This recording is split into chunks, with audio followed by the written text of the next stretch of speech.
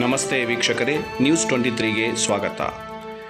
ಪ್ರಗತಿ charitable ವತಿಯಿಂದ ಕೆರಸಮಂಗಲ ಸರ್ಕಾರಿ ಕಿರಿಯ ಪ್ರಾಥಮಿಕ ಶಾಲೆಗೆ ಕಲಿಕಾ ಸಾಮಗ್ರಿಗಳನ್ನು ಉಚಿತವಾಗಿ ವಿತರಣೆ ಮಾಡಲಾಯಿತು.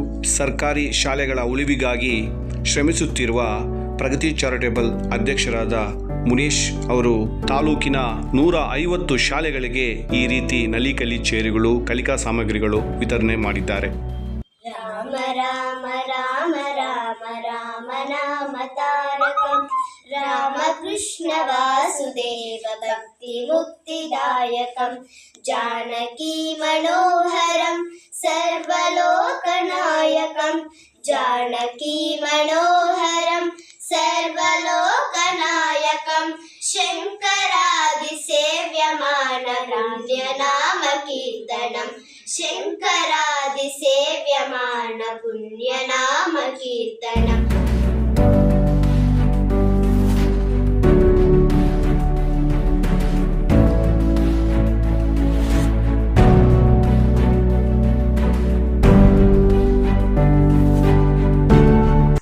ಎಲ್ಲರಿಗೂ ನಮಸ್ಕಾರ.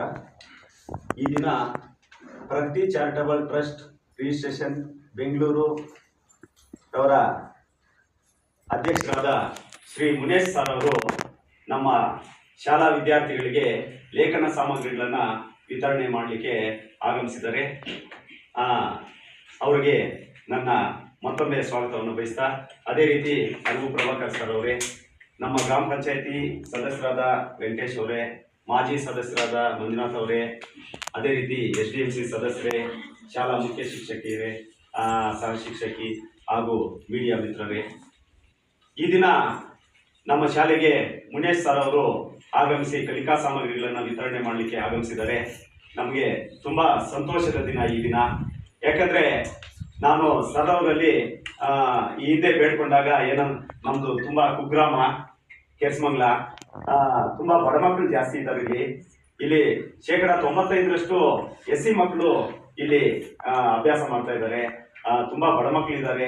ನಮ್ಮ ಶಾಲೆಗೆ ಏನಾದರೂ ಸಹಾಯ ಮಾಡಬೇಕು ನನ್ನ ಸ್ವಗ್ರಾಮದಲ್ಲಿ ಅಂತ ನಾನು ಅವರಲ್ಲಿ ಬೇಡ್ಕೊಂಡಾಗ ಅವರು ತುಂಬ ಹೃದಯದಿಂದ ಒಪ್ಕೊಂಡು ಕಲಿಕಾ ಸಾಮಗ್ರಿಗಳನ್ನ ವಿತರಣೆ ಮಾಡ್ತೀನಿ ಸರ್ ಹತ್ತಿರದಲ್ಲೇ ಅಂತೇಳಿ ಈ ದಿನ ನಮ್ಮ ಗ್ರಾಮಕ್ಕೆ ಆಗಮಿಸಿದ್ದಾರೆ. ಇವರು ನಮ್ಮ ಮುನೇಶ್ ಸರ್ ಅವರು ಹಿಂದೆ ಕೂಡ ನಮ್ಮ ಶಾಲೆ ಕೂಡ ಸುಣ್ಣ ಬಣ್ಣ ಬಣ್ಣ ಕೊಟ್ಟಿದ್ದಾರೆ ಎನ್ಕುರುಬ್ರಳ್ಳಿನಲ್ಲಿ. ಮತ್ತೆ ಕಲಿಕಾ ಸಾಮಗ್ರಿಗಳನ್ನ ಕೊಟ್ಟಿದ್ದಾರೆ, ನಲಿಕಲಿ ಟೇಬಲ್ಸ್ ಚೇರ್ಸ್ ಅನ್ನ ಕೊಟ್ಟಿದ್ದಾರೆ. ಇಷ್ಟೇ ಅಲ್ಲ, ನಮ್ಮ ತಾಲೂಕೆಲ್ಲ ಸುಮಾರು 5-6 ವರ್ಷ ಹಿಂದಿನಿಂದಲೂ ಸಹ ನಮ್ಮ ಸರ್ಕಾರಿ ಶಾಲೆಗಳಿಗೆ ಎಲ್ಲಿ ತೀರಾ ಹಿಂದುಳಿದಿದೆ, ಎಲ್ಲಿ ತೀರಾ ಬಡ ಮಕ್ಕಳು ಅಭ್ಯಾಸ ಜಾಸ್ತಿ ಮಾಡ್ತಾ ಇದ್ದಾರೆ ಅಂತ ಕಡೆ ಎಲ್ಲ ಹೋಗಿ ಕಲಿಕಾ ಸಾಮಗ್ರಿಗಳನ್ನ ಕೊಡ್ತಾ ಇದ್ದಾರೆ. ಮತ್ತೆ ಸುಣ್ಣ ಬಣ್ಣ ಕೊಡ್ತಾ ಇದ್ದಾರೆ, ನಲಿಕಲಿ ಟೇಬಲ್ಸ್ ಚೇರ್ಸ್ ಕೊಡ್ತಾ ಇದ್ದಾರೆ. ಇಷ್ಟೇ ಅಲ್ಲ, ನಮ್ಮ ತಾಲೂಕಿನಾದ್ಯಂತ ಮತ್ತೆ ರಾಜ್ಯಾದ್ಯಂತ ಕೂಡ ಇವರು ಸಮಾಜ ಸೇವೆಯನ್ನ ಕೈಗೊಂಡಿದ್ದಾರೆ. 7 ಜಿಲ್ಲೆಗಳಲ್ಲಿ ಕೆಲಸ ಮಾಡ್ತಿರೋದು ಅಂತಂದ್ರೆ ಶಿಕ್ಷಣಕ್ಕಾಗಿ, ಅದು ಕೂಡ ಸರ್ಕಾರಿ ಶಾಲೆಗಳ ಉಳಿವು. ಯಾಕೆ ಅಂತಂದ್ರೆ ಈ ದಿನ ನಮ್ಮ ಪ್ರಗತಿ ಚಾರಿಟಬಲ್ ಟ್ರಸ್ಟ್ ಅಧ್ಯಕ್ಷರು ಕೂಡ ನಾನು ಓದಿದ್ದು ಸರ್ಕಾರಿ ಶಾಲೆಯಲ್ಲಿ. ಆದ್ರೆ ಆ ಸರ್ಕಾರಿ ಶಾಲೆಗೆ ಯಾವತ್ತೂ ಕೂಡ ಬರುವಂತ ಮಕ್ಕಳು ಯಾವ ತರದ ಮಕ್ಕಳು ಬರ್ತಾರೆ ಗೊತ್ತಾ? ಗ್ರಾಮೀಣ ಭಾಗದ ಕಡು ಬಡ ಮಕ್ಕಳು ಮತ್ತೆ ರೈತಾಪಿ ಮಕ್ಕಳೇ ಬರುವಂತದ್ದು. ಸ್ಥಿತಿವಂತರೆಲ್ಲರೂ ಎಲ್ಲಿಗೆ ಹೋಗ್ತಾರೆ? ಕಾನ್ವೆಂಟ್ಗಳಿಗೆ ಹೋಗ್ತಾರೆ. ಆದ್ರೆ ಮೂಲವಾಗಿ ಶಿಕ್ಷಣ ಅನ್ನುವಂಥದ್ದು ಗಟ್ಟಿ ಆಗ್ಬೇಕಾಗಿರೋದು ಎಲ್ಲಾಗ್ಬೇಕು ಅಂತಂದ್ರೆ ನಮ್ಮೂರ ಶಾಲೆಯಲ್ಲಿ ಆಗ್ಬೇಕು. ಎಲ್ಲಾಗ್ಬೇಕು? ನಮ್ಮೂರ ಶಾಲೆ. ಆ ಕೆಲಸವನ್ನ ಇವತ್ತು ಇಲ್ಲಿರುವಂತ ಶಿಕ್ಷಕರು ಮಾಡ್ತಿರುವಂತದ್ದನ್ನ ನಮ್ಗೆ ಕಾಣ್ತಾ ಇದೆ. ಯಾಕೆ ಅಂತಂದ್ರೆ ಇವತ್ತು ಸರ್ಕಾರಿ ಶಾಲೆಗಳಿಗೆ ನಾವೆಲ್ಲಾದ್ರೂ ಹೋಗಿ ನೋಡಿದ್ರೆ 5 ಜನ, 10 ಜನ, 20 ಜನ ಮಕ್ಕಳು ಮಾತ್ರ ಕಾಣಿಸ್ತಾರೆ. ಇಲ್ಲಿ ನಮ್ಮ ಮುಳಬಾಗಿಲು ತಾಲೂಕಲ್ಲಿ ಒಳಗೇರನಹಳ್ಳಿಯಲ್ಲಿ 87 ಮಕ್ಕಳಿದ್ದಾರೆ. ಇಲ್ಲಿಗೆ ಬಂದಾಗ ನಮ್ಗೆ ಖುಷಿ ಆಯ್ತು, 50 ಮಕ್ಕಳಿದ್ದಾರೆ ಅಂತಂದ್ರೆ ಕೆರಸಮಂಗಲ ಗ್ರಾಮದಲ್ಲಿ ಶಿಕ್ಷಕರ ಪಾತ್ರ ಎಷ್ಟಿದೆ ಅನ್ನುವಂಥದ್ದು ಇವತ್ತು ಇಲ್ಲಿ ಅರ್ಥ ಆಯ್ತು. ಆ ಶಿಕ್ಷಕರಿಗೆ ಒಂದು ಜೋರಾದ ಚಪ್ಪಾಳೆ ಅಂತ. ಹಾಗೆ ಇವತ್ತು ನಮ್ಮ ಪ್ರಗತಿ ಚಾರಿಟಬಲ್ ಟ್ರಸ್ಟ್ ಆಗ್ಲೇ ನಮ್ಮ ಪಾಂಡರಾಗ ಸರ್ ಅವರು ಹೇಳ್ದಂಗೆ ಕರ್ನಾಟಕ ರಾಜ್ಯದಲ್ಲಿ ಶಿಕ್ಷಣಕ್ಕೆ ಮತ್ತೆ ವಿಶೇಷ ಚೇತನ ಮಕ್ಕಳು ಏನಿರ್ತಾರೋ ಅಂಥವ್ರಿಗೆ ಮತ್ತೆ ವಸತಿ ರಹಿತರಿಗೆ ವಸತಿಗಳನ್ನ ಈಗಾಗಲೇ 9 ವಸತಿಗಳನ್ನ ಕಟ್ಟಿಕೊಟ್ಟುವಂತ ಕೆಲಸವನ್ನ ಕರ್ನಾಟಕದಲ್ಲಿ ಮಾಡಿರುವಂತದ್ದಾಗಿದೆ. ಮತ್ತೆ ಕೋವಿಡ್ ಸಮಯದಲ್ಲಿ 25,000 ಕುಟುಂಬಗಳಿಗೆ ಆಹಾರದ ಕಿಟ್ಗಳನ್ನು ಕೊಟ್ಟಿರತಕ್ಕಂಥದ್ದಾಗಿದೆ. ಮತ್ತೆ ಆರೋಗ್ಯದ ಸಮಸ್ಯೆಗಳಿದ್ದಂತಹ ಸಮಯದಲ್ಲಿ ಅಂಥದಕ್ಕೆ ಹೆಲ್ತ್ ಕ್ಯಾಂಪ್ಸ್ ಅನ್ನು ಮಾಡಿ ಆ ಹೆಲ್ತ್ ಕ್ಯಾಂಪ್ಸ್ ಮುಖಾಂತರ ಕೂಡ ಅವರಿಗೆ ಆರೋಗ್ಯದ ದೃಷ್ಟಿಯಲ್ಲಿ ಆರೋಗ್ಯವನ್ನು ಕಾಪಾಡುವಂತ ಕೆಲಸಗಳನ್ನು ಮಾಡ್ಕೊಂತ ಅದ್ರ ಜೊತೆಗೆ ಶಿಕ್ಷಣದ ಪ್ರಗತಿಯ ಮೂಲ ಅನ್ನುವಂಥದ್ದನ್ನ ಅಂಬೇಡ್ಕರ್ ಅವರು ಒತ್ತಿರತಕ್ಕಂಥ ಕನಸು ಏನು ಅಂತಂದ್ರೆ ಸಂವಿಧಾನಬದ್ಧವಾಗಿ ಪ್ರತಿಯೊಬ್ಬರು ಕೂಡ ಶಿಕ್ಷಣ ಪಡಿಬೇಕು. ಆ ಶಿಕ್ಷಣ ದೊರೀಬೇಕು ಅಂದ್ರೆ ಎಲ್ಲಿ ದೊರೀಬೇಕು? ನಮ್ಮೂರ ಸರ್ಕಾರಿ ಶಾಲೆಯಲ್ಲಿ ದೊರೀಬೇಕು ಅನ್ನುವಂಥದ್ದು. ಆದ್ರೆ ಸಂವಿಧಾನದ ಪ್ರಕಾರ ಇವತ್ತು ಏನಾಗ್ತಿದೆ ಅಂತಂದ್ರೆ ನಾವು ಸರ್ಕಾರದಲ್ಲಿ ನೌಕರಿಯನ್ನು ಮಾತ್ರ ಪಡ್ಕೊಳ್ತೀವಿ, ಆದ್ರೆ ನಮ್ಮ ಮಕ್ಕಳನ್ನು ಮಾತ್ರ ಸರ್ಕಾರಿ ಶಾಲೆಗೆ ಕಳಿಸೋದು. ಆದ್ರೆ ಸರ್ಕಾರದಲ್ಲಿ ಯಾವತ್ತು ನಾವು ಸವಲತ್ತುಗಳನ್ನು ಪಡ್ಕೊಳ್ತೀವೋ ಅದೇ ರೀತಿಯಲ್ಲಿ ನಮ್ಮ ಮಕ್ಕಳನ್ನು ಕೂಡ ಸರ್ಕಾರಿ ಶಾಲೆಗಳಿಗೆ ಕಳಿಸುವಂತ ಕೆಲಸ ಆಯಿತು ಅಂತಂದ್ರೆ ಅವತ್ತು ನಮ್ಮ ಸರ್ಕಾರಿ ಶಾಲೆಗಳು ಅಭಿವೃದ್ಧಿ ಆಗ್ತವೆ, ಎಲ್ಲಾ ಮಕ್ಕಳು ಕೂಡ ಉತ್ತಮವಾದಂತಹ ಶಿಕ್ಷಣ ಪಡೆಯುವಂತದ್ದಾಗುತ್ತೆ ಅನ್ನುವಂಥದ್ದು ಸಂವಿಧಾನದಲ್ಲಿರುವಂಥದ್ದು. ಅದೇ ರೀತಿಯಲ್ಲಿ ಮುಂದಿನ ದಿನಗಳಲ್ಲಿ ಆಗಬೇಕು ಅನ್ನುವಂಥ ಆಶಯವನ್ನ ನಮ್ಮ ಪ್ರಗತಿ ಚಾರಿಟಬಲ್ ಟ್ರಸ್ಟ್ ಇಟ್ಕೊಂಡು ಇವತ್ತು ನಾವು ಕೆಲಸ ನಿರ್ವಹಿಸ್ತಾ ಇರುವಂಥದ್ದು. ಈ ಕಾರ್ಯಕ್ಕೆ ತಾವೆಲ್ಲರೂ ಕೂಡ ಇವತ್ತು ಇಲ್ಲಿ ನಾನು ಮಾತಾಡ್ಲಿಕ್ಕೆ ಅವಕಾಶ ಮಾಡಿಕೊಟ್ಟಿದ್ದಕ್ಕೆ ತಾವೆಲ್ಲರಿಗೂ ಹೊಂದಿಸ್ತಾ ನನ್ನ ಮಾತನ್ನು ಮುಗಿಸ್ತೀನಿ. ಸುಮಾರು ಬಡ ಮಕ್ಕಳೇ ಇದ್ದಾರೆ, ಬಡ ಕುಟುಂಬದಲ್ಲಿ ಬಂದಿರುವಂತ ಮಕ್ಕಳು ಇಲ್ಲಿ ವಿದ್ಯಾಭ್ಯಾಸವನ್ನು ಪಡ್ಕೊಳ್ತಾ ಇದ್ದಾರೆ. ಈಗ ದೇಶದ ಅಗತ್ಯತೆ ಕೂಡ ಅದೇ ಆಗ್ತಿದೆ ಸರ್. ಏನಂತಂದ್ರೆ ಈಗ ಒಂದು ದೇಶ ಪ್ರಪಂಚದಲ್ಲಿ ಯಾವುದೇ ದೇಶನ ನಾವು ನೋಡಿದಾಗ ಆ ದೇಶ ಪರಿಪೂರ್ಣ ಡೆವಲಪ್ಮೆಂಟ್ ಯಾಕಾಗುತ್ತ ಅಂತಂದ್ರೆ ಆ ದೇಶದಲ್ಲಿರುವಂತ ಒಂದು ಶಿಕ್ಷಣದ ಮೇಲೆ ಆಧಾರವಾಗಿದೆ.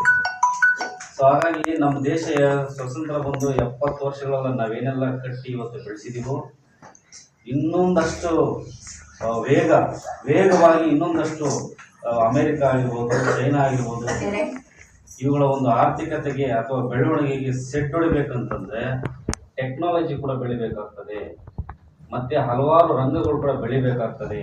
ಅಂತ ರಂಗಗಳೆಲ್ಲ ಬೆಳಿಬೇಕಂತಂದ್ರೆ ಮೂಲ ಶಿಕ್ಷಣ ಬೇಕಾಗುತ್ತೆ. ಸೊ ಆ ಶಿಕ್ಷಣ ಪ್ರತಿಯೊಬ್ಬರಿಗೂ ಸಿಗ್ಬೇಕು. ಪ್ರತಿಯೊಬ್ಬರು ಇರೋ ಟ್ಯಾಲೆಂಟ್ ಕೂಡ ದೇಶಕ್ಕೆ ಅವಶ್ಯಕತೆ ಇರುತ್ತೆ.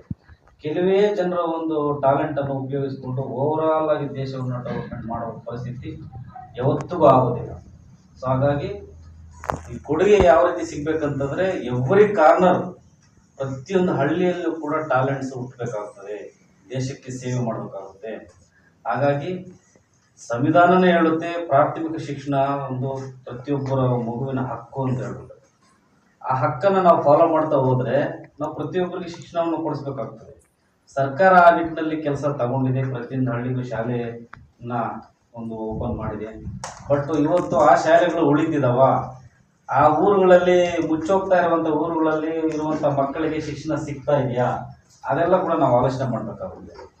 ಸೊ ಆ ನಿಟ್ಟಿನಲ್ಲಿ ನಾವೇನ್ ಮಾಡ್ತಿದ್ವಿ, ಪ್ರಗತಿ ಚಾರಿಟಬಲ್ ಟ್ರಸ್ಟ್ ಯಾವ ರೀತಿ ಸ್ಟೆಪ್ಸ್ ತಗೊಂಡಿದೆ, ದೊಡ್ಡ ಮಟ್ಟದ ಸ್ಟೆಪ್ಸ್ ತಗೊಳಕ್ಕಾಗದೇ ಇದ್ರು ಕೂಡ ಏನೆಲ್ಲ ಮಾಡ್ಬೋದು, ಸಾಧ್ಯವಾದ ರೀತಿಯಲ್ಲಿ ಹಂತ ಹಂತವಾಗಿ ಏನ್ ಮಾಡ್ಬೋದು ಅಂದ್ರೆ ಉಳಿಸ್ಬೋದಪ್ಪ. ಸದ್ಯಕ್ಕೆ ಸರ್ಕಾರಿ ಶಾಲೆಗಳನ್ನು ಉಳಿಸೋ ನಿಟ್ಟಿನಲ್ಲಿ ಕೆಲಸ ಮಾಡ್ಬೋದು. ಉಳಿಸ್ಬೇಕಾದ್ರೆ ಏನ್ ಮಾಡ್ಬೇಕು, ಆ ಶಾಲೆಗೆ ನಾವು ಇನ್ಫ್ರಾಸ್ಟ್ರಕ್ಚರ್ ಅನ್ನ ಕೊಡ್ಬೇಕಾಗ್ತದೆ, ಅಥವಾ ಇನ್ನೇನೋ ಒಂದು ಬೇಕಾಗಿರುವಂತ ಸೌಲಭ್ಯಗಳನ್ನ ರಿಸೋರ್ಸಸ್ ಅನ್ನು ನಾವು ಒದಗಿಸ್ಕೊಳ್ಬೇಕಾಗ್ತದೆ.